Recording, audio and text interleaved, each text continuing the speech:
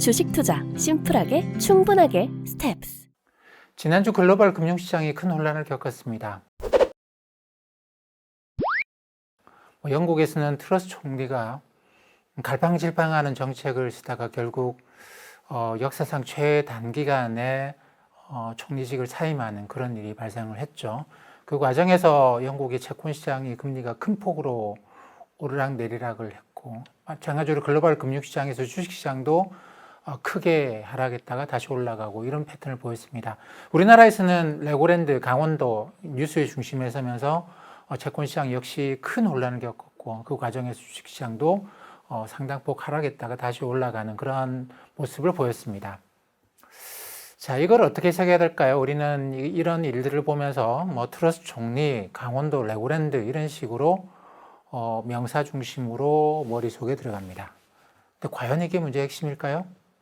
과연 트러스 총리가 그렇게 잘못한 것이고 혼자서 그 많은 일들을, 그 많은 시장의 혼란을 만들어냈고 레고랜드가 한국의 금융시장을 그렇게 만든 것일까요? 제가 최근 한 2, 3년 동안 주목하고 있는 게 인간의 인식론과 관련된 겁니다. 인간들이 우리가 어떤 것들을 받아들이고 거기에 대한 판단을 하는데 사람은 굉장히 큰 문제가 있는 것 같다라는 것이죠. 대표적으로 그런 식으로 생각해서 성공한 게 알파고 아니겠습니까? 바둑을 두는데 사람보다 훨씬 잘 둔단 말이죠. 이것도 뭐냐면 기본적으로 알파고도 사람이 어떤 정보를 받아들이고 그 정보를 해석해서 가장 좋은 판단을 내리는데 그렇게 훌륭하지 못하다, 사람의 뇌가. 그래서 차라리 기계로 쓰자. 그래서 특히 이제 미국 같은 경우에는 금융회사들에서 단기적으로 주식 채권을 사고 파는 트레이딩 데스크의 트레이더들을 사람들을 다 내보내고 기계를 넣고 AI들을 넣고 하죠. AI 이야기를 많이 합니다. 그 한쪽으로는 이 사람의 문제가 있다는 걸 알기 때문에 한쪽으로는 AI 쪽으로 가요. 사람을 버리고. 또 한쪽에서는 어떤 움직임이 많았냐면 지난 한 20년 동안 사람의 인식론에 무엇이 문제일까? 그거를 어떻게 고치면 될까? 이런 식의 연구들도 꽤 많았습니다. 거기에서 주목할 책들이 학계에서 주목하는 책이 몇 권이 있는데 그 중에 한 권이 하고 있는 이야기가 뭐냐면 사람이 무엇을 잘못하고 있느냐면 상관관계와 인과관계를 혼돈한다는 거예요. 상관관계라는 건 뭐냐면 영어로 correlation이라고 이야기하죠. 어떤 것과 어떤 것이 같이 나타나는 걸 이야기를 합니다. 어떤 일이 같이 나타나요. 근데 사람들은 이 일을 갖고 인과관계를 마음대로 설정하는 일이 아주 빈번하다는 겁니다. 가령 이제 예를 들면, 가장 간단한 예를 들면, 아이스크림이 많이 팔리는 것과 상어가 인간들을 공격하는 일이 같이 발생해요. 아이스크림이 많이 팔리기 시작하면 상어가 사람들을 막 공격하기 시작합니다. 아이스크림이 잘 안 팔리면 상어가 사람들을 공격하는 일도 많이 줄어요. 자, 이걸 갖고 어떻게 해석하겠습니까? 너무너무 쉬운 얘기 때문에 상어가 아이스크림을 좋아해서 사람들이 아이스크림 많이 팔리면 아이스크림 먹은 사람들이 수영하러 바다에 많이 들어올 거 아닙니까? 그래서 상어가 아이스크림을 좋아하는 것 같다. 그래서 이거하고 관련이 높다.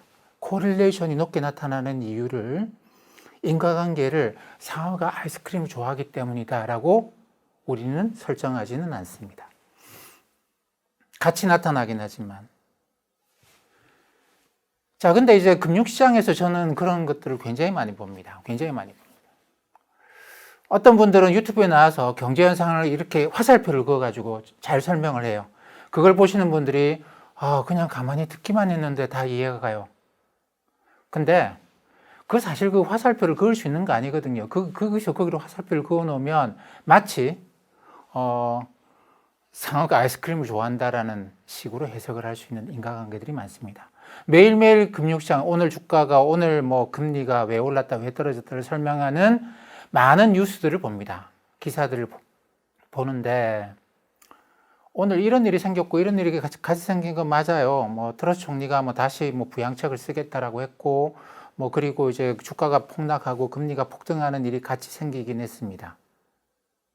그렇다고 해서 트러스 총리가 이 일을 만든 건 아니에요. 인과관계를 그렇게 설정할 수는 없습니다. 레고랜드가 이 한국의 금융시장에 이런 큰 영향을 미쳤을 것 같지는 않습니다. 물론 인과관계가 제로라는 이야기는 아닙니다. 하지만 100도 아닙니다. 제가 볼 때는 그냥 저는 이제 금융시장의 모든 일을 불이 났으면 두 가지가 있겠죠. 한 가지는 불이 붙을 만한 이유가 있었고, 또 한 가지는 무엇인가가, 누군가가 불꽃을 튀긴 것도 있습니다. 방아쇠를 당긴 것도 있고, 방아쇠를 당기기 전에 이미 총이 있었고, 총 안에 총알이 장전되어 있는 것도 있었죠. 방아쇠를 당긴 행위, 법정에서는 이게 제일 중요합니다. 제일 중요하죠. 왜냐하면 사람의 행동이기 때문에. 그렇지만 사회 현상에서는 이 방아쇠를 당긴 것 자체가 이게 얼마나 큰 이유로 볼 수 있겠는가라는 것이죠. 레고랜드 강원도, 그 다음에 트러스 총리가 방아쇠를 당기긴 했습니다. 불꽃을, 성냥을 긋긴 했죠. 근데 그냥 아스팔트 도로 위에서 성냥을 그었으면 아무 일도 없었어요. 근데 여기 이미 기름이 흔하게 묻어 있었던 것이죠. 그럼 이거를 우리가 중요하게 생각할 것이냐, 아니면 불꽃을 튀긴 걸 중요하게 생각할 것이냐. 2008년 글로벌 금융위기를 많은 분들이 리만 사태라고 합니다. 리만 혼자서 그런 걸 만들었을까요? 물론 리만이 이게 성냥불을 그은 거는 맞아요. 하지만 리만이 안 그었더라도 누군가가 성냥불을 그었으면 불을 나기 위한 조건은 다 만들어져 있었습니다. 자, 지금에 일어나는 일도 그런 각도에서 우리가 볼 필요가 있습니다. 이게 다들 부동산과 관련된 부채가 너무 많이 커져 있는 것이죠. 지금 문제가 되고 있는 나라들을 보면 영국의 경우에도 그렇고, 한국의 경우에도 그렇고, 그리고 중국의 경우에도 그렇고, 다들 비슷하게 이 부동산 쪽에 이 거대한 부채가 형성되어 있는, 여기서부터 출발합니다. 여기서 출발합니다. 자, 차트를 하나 볼까요? 이게 뭐냐면 OECD 국가들의 GDP, 그 나라의 경제 규모하고, 그 다음에 그 나라의 가계부채입니다. 가계부채를 그 나라 가계에 처분 가능한 소득을 기준으로 해서 나눠 놓은 것이죠.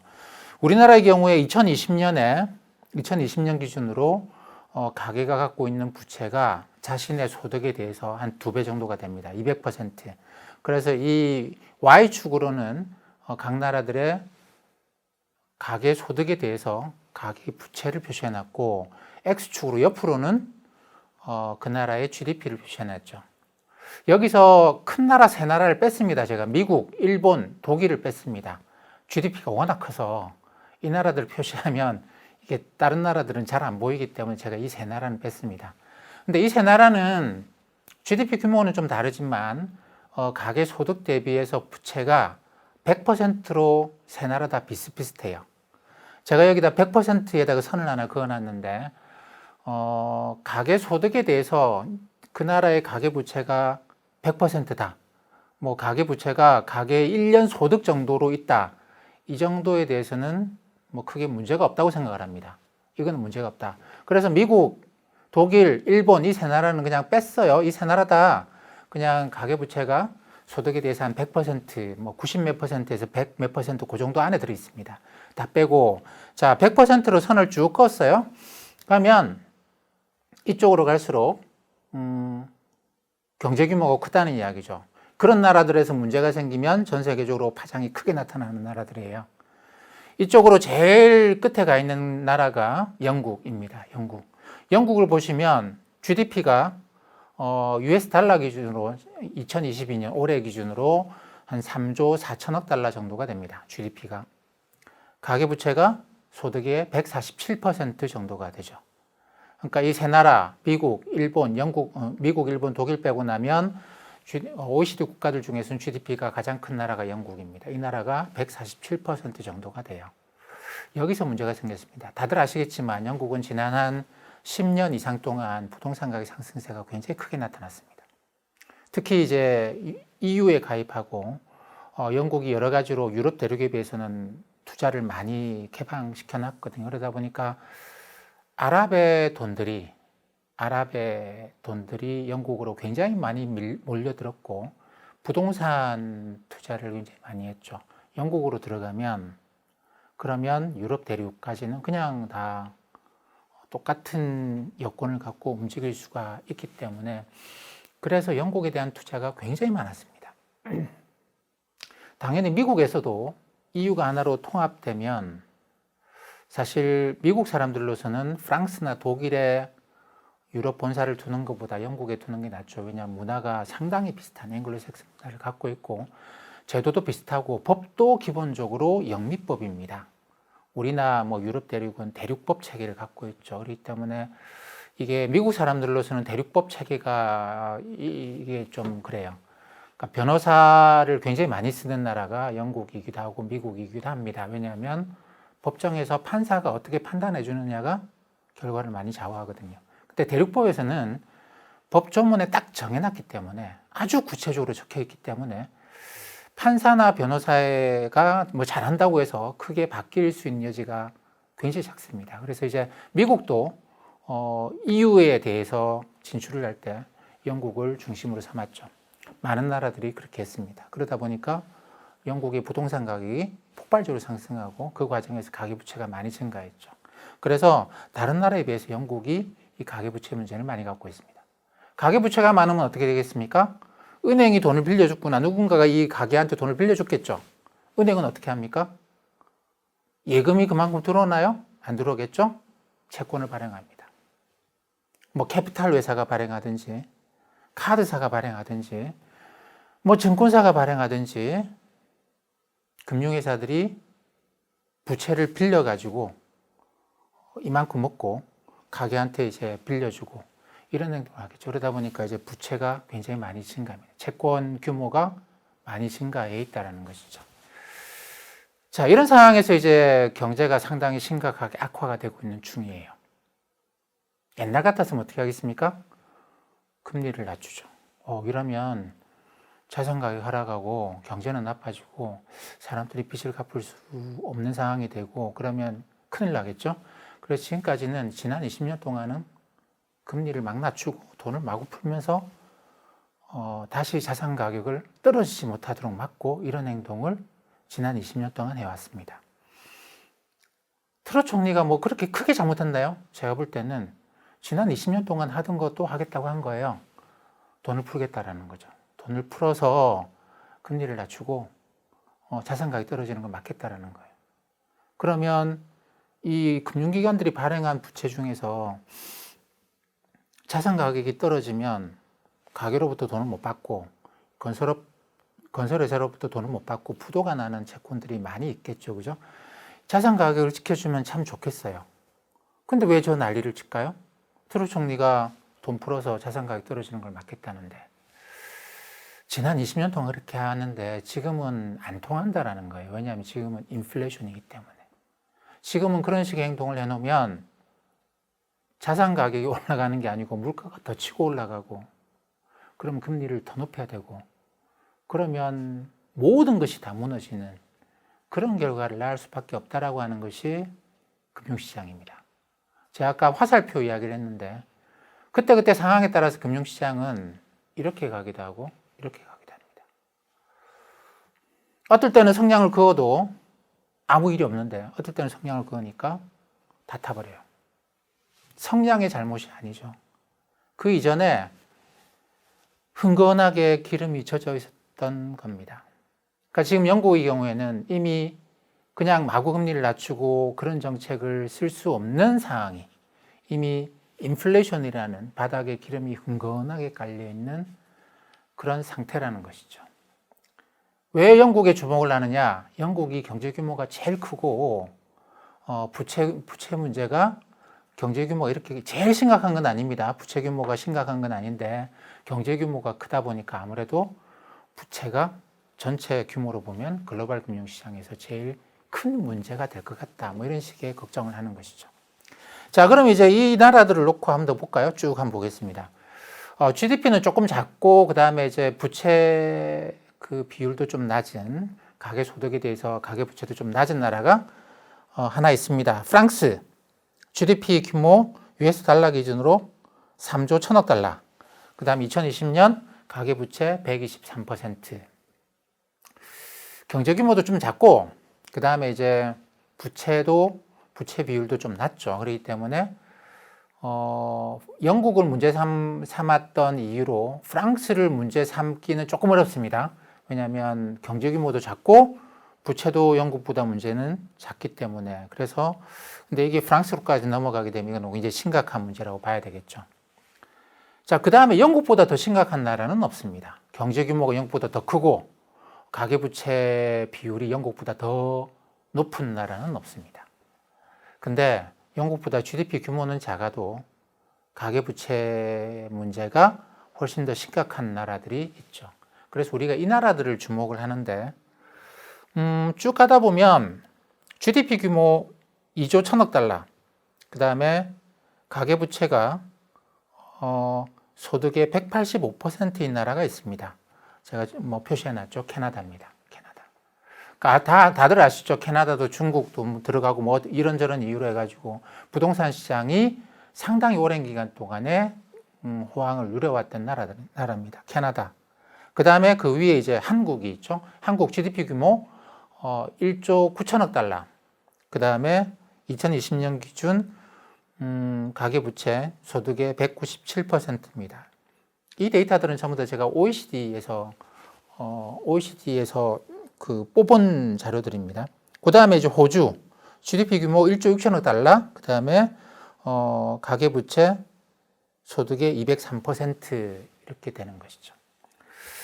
자, 그 다음에 보면 이제 GDP 규모가 굉장히 작은 나라, 뭐 우리나라의 절반밖에 안 되는 나라가 있죠. 네덜란드 이런 나라가 있는데 작은 나라들은 빼겠습니다. 뭐 알아서 하겠죠. 뭐 작은 나라들은. 그 글로벌 금융시장에서 크게 주목하지 않는 그런 나라들인데 우리가 이 영국, 그 다음에 이제 캐나다, 한국, 호주 이런 나라들은 정책을 쓰는데 굉장히 조심스러운 정책을 쓸 수밖에 없어요. 지금 이번에 영국의 사례를 봤지 않습니까? 정책을 마구 썼다가는 이게 옛날하고는 상황이 다릅니다. 그렇기 때문에 굉장히 조심스럽게 봐야 되는 나라들입니다. 우리나라의 레고랜드의 경우에도 마찬가지겠죠. 이게 바닥에 기름이 없었다고 한다면 다 좋아요. 다 뭐 가계부채도 없고 금융기관들이 가계 빚 빌려주면서 채권 발행한 것도 없고 그래서 금융기관들이 현금도 많고 아무 문제 없는데 레고랜드 혼자서 저랬다. 뭐 그냥 에피소드에 불과한 것이죠. 에피소드에 불과한. 뭐 그럴 수도 있고 아유 저러면 안 되는데 뭐라고 하겠지만 그 지켜봅시다. 저 법정에 가면 채권자가 이길 거예요라고 해서 뭐 그냥 시간 끌고 뭐 별로 관심 없을 수도 있는데 이미 바닥에 기름이 흥건한데 저런 일이 발생하는 거는 야, 저 큰일 나는 거 아니야? 금융기관들이 급격하게 위축이 되는. 왜냐하면 저거 하나만 있는 건 아니거든요. 다들 저런 식으로 행동하면 큰일인데? 라고 이야기를 하는 것이죠. 그래서 뭐 일요일에 우리나라 정부에서 뭐 긴급 대책을 해놨습니다. 유동성 대책을 해놨는데 제가 볼 때 참 잘한 정책이에요. 왜냐하면 이런 일이 전체적으로 번지지 않도록 그 성냥불 하나 그런 거 빨리 꺼야 됩니다. 그리고 그게 혹시 어디에 붙었으면 빨리 꺼야 되는 거죠. 과잉 진압이라도 해야 됩니다. 왜냐하면 흥건하게 깔려있기 때문에 그런 것이죠. 그래서 뭐 급하게 이제 대책을 내놓은 것에 대해서는 저는 굉장히 잘했다고 생각을 합니다. 물론 그게 뭐 앞으로 부도날 기업들을 살려주는 그런 걸로 하면 안 되고 공정성에서 문제가 생기면 안 되겠죠. 아니 쟤들 살려주는 거야? 그럼 왜? 쟤들 살려주고 이런 식의 이제 공정성 시비로 넘어가면 안 되기 때문에 굉장히 조심해야 되기 때문에 유동성 대책을 발표를 했습니다. 그 부도가 날지도 모르는 그런 거 아니고 그게 아닌 것들 중심으로 시장에서 잘 판단할 수 있도록 일단 돈을 지원해 주는 것이죠. 그럼 시장이 그 돈을 받아서 왜냐하면 이거는 그 돈 받으면 그 돈 갚아야 되거든요. 내가 그 돈을 받았으면 내가 이거저거 사는데 나는 결국 그 돈을 갚아야 돼요. 나는 금융기관입니다. 그러면 금융기관이 안 될 것 같은 것들은 빼고 옥석 가리기를 합니다. 이 돈은 갚아야 될 돈이고 이 돈은 내가 투자해서 야 지금 금리가 높으니까 내가 이거는 사야지. 근데 이거는 금리가 높아도 아유 안 될 것 같아. 그래서 시장에서 안 되는 것 빼고 되는 것들만 사고. 근데 이런 조치가 유동성 조치가 없으면 시장이 급격하게 얼어붙어 가지고 제가 금융기관인데 아무것도 안 사는 거죠. 그러면 괜찮은 기업도 무너집니다. 그걸 막기 위해서 급하게 유동성 대책을 해놨는데 그거는 뭐 이런 상황에서 할 수 있는 제가 볼 때 가장 현명한 조치라고 생각을 합니다. 그럼 시장에서 그 다음에 이제 옥석 가리기를 합니다. 이건 안 되고 이건 되고 뭐 이런 식으로 생각을 하는 것이죠. 뭐 최근에 이제 금융시장에서 뭐 각종 루머가 돌고 뭐 그랬다고 하는데 제가 이제 관련된 것들을 쭉 보니까 이 지금 제가 좀 전에 말씀드렸던 각국별로 OECD 각국에서 영국이 왜 문제가 됐느냐, 영국이 트러스 총리가 진짜로 그렇게 심각하게 잘못을 했느냐, 제가 볼 때 좀 안타까워요. 트러스 총리는 영국 역사에 그 긴 역사에 수상들이 있는데 가장 최단명으로 기록이 되잖아요. 근데 그만큼 잘못했느냐 생각을 해보면 때를 잘못 만난 거지. 불과 2년 전에만 그런 정책을 썼어도 금융시장의 구세주라고 극찬을 받았을 건데 이게 상황이 바뀌다 보니까 그런 이제 오명을 뒤집어 쓰게 된 것 같습니다. 자, 근데 이제 우리나라에서 저기 건설사 어디가 어떻고 뭐 증권사 어디가 어떻고 하는 이야기를 제가 보니까 그냥 흔히 말하는 PF 대출이라고 이야기를 하는 게 있어요. 그게 뭐냐면 우리가 일반적으로 대출해 줄 때는 뭐 못 갚으면 어떻게 하겠다라는 연대 보증을 서거나 뭐 저기 레고랜드 같은 연대 보증이 있죠. 아니면 담보를 잡거나 이런 행동을 하는데 프로젝트 파이낸싱이라고 하는 거는 그런 거 없이 이 사업이 잘 되면 돈을 받고 안 되면 돈을 못 받고 뭐 아예 안 되면 부도가 나기도 하고 뭐 이런 식입니다. 그걸 이제 프로젝트 파이낸싱이라 당연히 금리가 더 높죠. 근데 그쪽에 이제 대출이 많은 건설사, 증권사 그냥 순위별로 해서 한 것에 불과해요. 근데 그렇다고 해서 문제가 되는지 그 프로젝트 파이낸싱을 했는데 정말 괜찮은 것만 갖고 있는지 그거는 모르는 거잖아요. 그렇기 때문에 그냥 영국이 저러니까 하여튼 영국이 왜 저렇게 혼란스러워졌느냐? 진짜 영국이 심각한 문제가 있거나 그런 상태는 아닙니다. 아니에요. 다만 많다라는 것이죠. 최근에 우리나라 금융시장 지난주에서도 뭐가 진짜 문제가 된다라는 게 아니고 그냥 많다라는 것에서 시작을 한 것 같습니다. 그렇기 때문에 이런 경우에는 일단 시장에 유동성을 공급해서 부양책을 쓰는 게 아니고요. 정부가 돈을 퍼붓고 뭐 세금 깎아주고 뭐 이러는 게 아니고 중앙은행이 돈을 빌려주는 거죠. 우량 금융기관들한테. 부실한 금융기관한테 빌려주는 게 아니고 돈을 갚을 수 있는 능력이 충분한 금융기관들 미리 선정해 놓습니다. 그런 금융기관들 미리 선정해 놓는데 얘들한테 돈을 그냥 중앙은행이 빌려주고 얘들은 꼭 갚아요. 못 갚을 리가 없습니다. 그렇게 해서 얘들이 이제 그다음 자기들이 판단해서 얘한테는 빌려줘도 되겠네. 그럼 얘들이 또 그다음 판단해서 얘들한테 빌려주면 되겠네. 이런 식으로 해서 쭉 내려가면 마지막 단계에서 옥석 가리기가 이루어지는. 중앙은행은 옥석 가렸죠 이미. 얘들한테만 빌려준다. 더 빌려주지 않는다. 얘들한테는 빌려준다. 옥석 가렸고요. 그 다음 단계에 이제 옥석 가리고 하는 것이 이 시장의 기능입니다. 그래서 지금 나타나는 거는 그렇게 해서 옥석 가리기를 진행한다. 이 쓸데없이 괜히 이제 그 문제를 키우지 않겠다. 옥석 가리기를 하자라는 겁니다.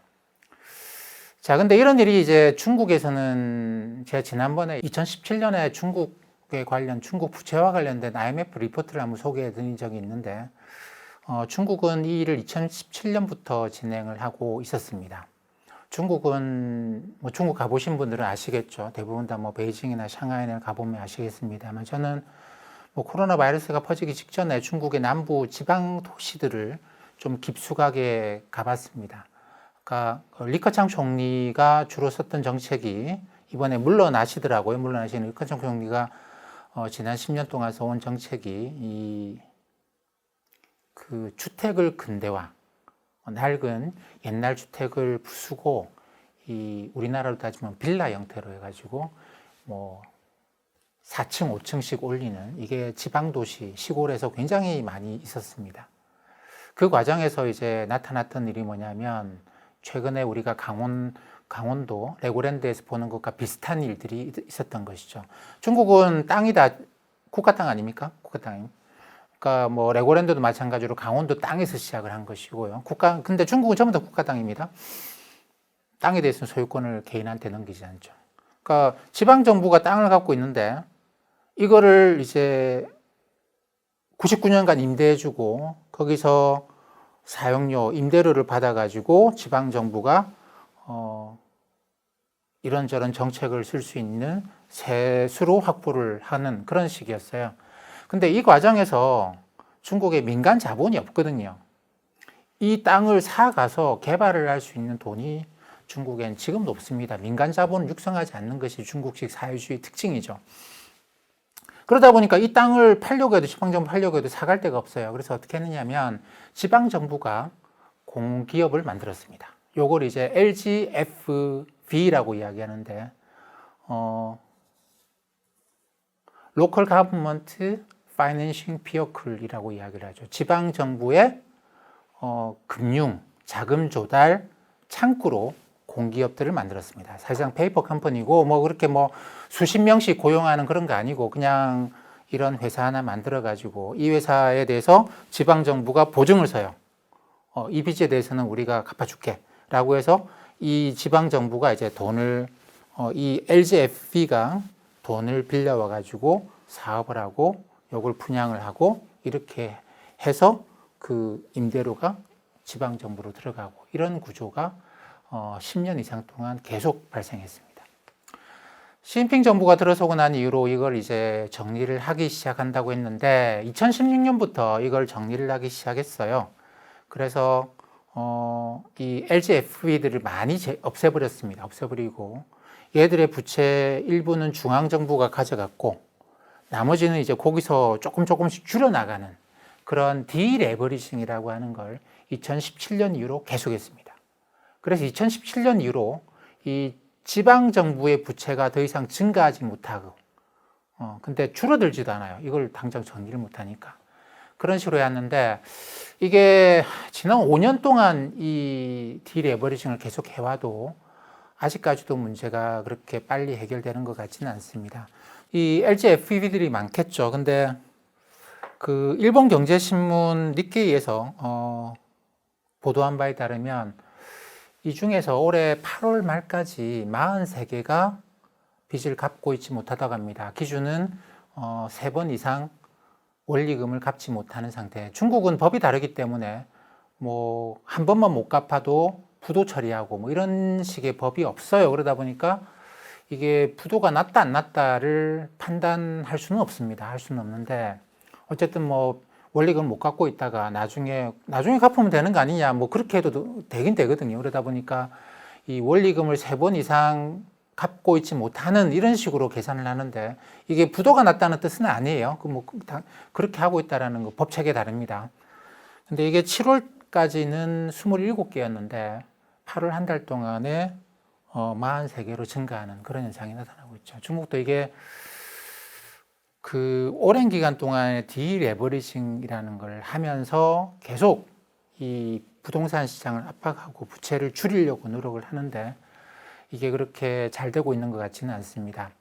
최근에도 LGFV들이 계속 채권을 발행을 하죠. 발행을 하는데 새로운 사업을 하겠다고 발행하는 경우는 거의 없는 것 같아요. 대부분이 이제 자금을 계속 예전에 빌렸던 돈의 원리금 계속 채권을 발행해서 조달하고 있는 그런 상황입니다. 그래서 이 2017년부터 중국이 시진핑 주석이 직접 했고 이 문제에 대해서는 류오 부총리가 직접 관장하면서 디레버리징이라는 걸 계속 해왔고 최근까지도 이제 중국이 경기 부양을 해야 되느냐, GDP 성장이 이렇게 떨어지는데 경기 부양을 해야 되느냐에 대해서 류오 부총리가 아니다. 우리는 계속 디레버리징 해야 된다.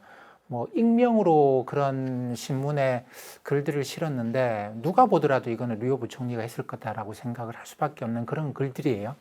경제는 리커창 총리가 가장 위의 수장이다라고 이야기하지만 리커창 총리는 일상적인 경제 문제를 처리해왔고 류오 부총리는 국가의 이제 장기적인 전략과 관련된 경제 문제를 해왔기 때문에 류오 부총리가 디레버리징과 관련해 가지고는 정권을 갖고 있었다고 봐야 되는데 여전히 중국은 경기 부양으로 넘어가지 않고 이 디레버리징을 계속 하고 있는 그런 상황입니다. 근데 중국도 그렇습니다만 이게 참 어디선가 성장이 나와주면 부채 문제는 쉽게 해결이 되겠죠. 근데 어디선가 성장이 안 나오면 부채 문제를 해결하기에는 진짜 오랜 시간이 걸리는 것 같아요. 자, 제가 이 중국의 디레버리징을 2017년 이후로 디레버리징을 계속 봐왔고, 그리고 최근에 어떻게 보면 우리도 이제 디레버리징에 들어갔습니다. 작년 여름부터나 안 그러면 올해 초부터 디레버리징이 시작이 됐는데, 상당히 중국이 지금 5년 동안 저러고 있는데 뭐 우리는 얼마나 심각할까? 이런 식의 생각도 저는 좀 많이 하고 있는데, 그게 이제 시장 경제하고 사회주의 계획 경제하고의 차이라고 저는 생각을 합니다. 사회주의 계획 경제는 소수의 엘리트들이 결정해요. 이 소수의 엘리트들이 정말로 똑똑하고 국가만을 생각하고 미래를 볼 수 있는 능력이 있고 이러면 계획 경제가 훨씬 더 잘 되죠. 그래서 중국은 이 부채 문제가 앞으로 큰 문제가 될 것이다라는 것을 알고 있었고, 그래서 2017년부터 디레버리징을 시작했습니다. 그 부분에서는 훌륭해요. 소수 엘리트들이 정확하게 잘 판단을 했습니다. 자, 근데 소수 엘리트들이 잘 판단했다고 해서 이거를 급격하게 위축시키거나 이러질 못했고, 문제를 이제 계속 끌고 온 것이죠. 왜냐하면 여기에는 이해관계가 너무나 많은 이해관계가 얽혀있기 때문에 소수의 엘리트들이 이 문제를 해결할 수가 없습니다. 시장 경제는 굉장히 늦어요. 굉장히 느립니다. 이 문제가 부채 문제가 심각하고 앞으로 이것 때문에 큰 문제가 발생할 수 있다라고 해도 그럼 내가 빨리 벌어야지 수건 돌리게 합니다. 빨리 벌고 나중에 나는 빨리 도망가면 되지 뭐 지금 그런 거 신경 쓸 거 아니야 라고 해서 문제를 더 키우고 결국 중국에는 없었던 이런 빵 하는 이게 버블, 버스트 이런 게 계획 경제는 잘 없거든요. 왜냐하면 이 버블 생기기 전에 잘라버리기 때문에. 근데 시장 경제는 사람들의 이기심, 시장이 버블을 만듭니다. 자, 근데 시장의 강점은 뭐냐면 똑똑한 소수가 없어도 시장이 허걱 이게 더 이상 유지가 안 된다라고 생각을 하면 시장이 알아서 그때부터 옥석 가리기를 해요. 아무리 권력을 갖고 있어도, 아무리 힘이 세고, 아무리 대기업이라고 하더라도 시장이 옥석 가리기를 하면서 안 될 것 같아 버립니다. 그래서 우리는 계획 경제보다 우리 시장 경제는 훨씬 더 큰 문제를 발생시킬 수 있지만 그 해결은 시장 경제가 굉장히 빠른 속도로 합니다. 왜냐하면 이해관계에 얽히지 않는 것이죠. 돈이 된다 안 된다를 갖고 그대로 시장은 판단을 합니다. 그래서 소수의 현명한 사람들이 경제를 결정하는 계획 경제, 그리고 다수의 그냥 시장에서 결정하는 시장 경제, 장점과 단점이 다 있어요. 다 있는데 문제를 인식하고 그 문제에 대한 해답을 제시하는 것은 계획 경제가 훨씬 뛰어납니다. 물론 소수 엘리트들이 정말 현명하고 자기 사익을 챙기지 않는다라는 전제를 깔면 계획 경제가 훨씬 뛰어나죠. 하지만 그 문제를 해결해가는 과정에서는 시장 경제가 훨씬 뛰어난 능력을 발휘하는 것 같습니다. 그렇기 때문에 이 문제가 이제 물론 단기간에 끝나지 않는 것은 분명해요. 영국이나 한국이나 뭐 캐나다나 호주나 단기간에 끝나지 않는다는 것만은 분명합니다. 하지만 그렇게 오랜 시간, 중국처럼 오랜 시간 동안에 고통을 계속 끌고 가는 그런 거라기보다는 이 유동성 공급을 통해서 아까 말씀드린 것처럼 여기서부터 하나씩 옥석 가리기를 해 나가고, 그리고 문제가 커지면 그때 또 다시 조금씩 조치를 해 나가고 이렇게 하면서 중국보다는 훨씬 이 고통의 시간을 단축시킬 수 있지 않겠는가라고 생각합니다. 그것이 시장이라고 저는 믿습니다.